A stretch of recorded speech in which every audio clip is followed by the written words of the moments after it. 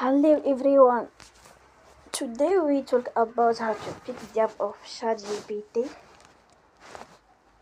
We will go to settings.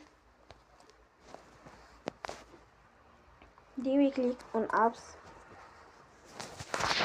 After that we search the app ChatGPT and we click.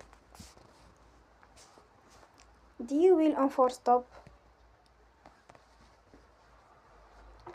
After that you will go to storage. Then we click on clear cache. Then we go to Play Store and they will update you app. Don't forget to support us by like and subscribe. See you next time and thank you for watching.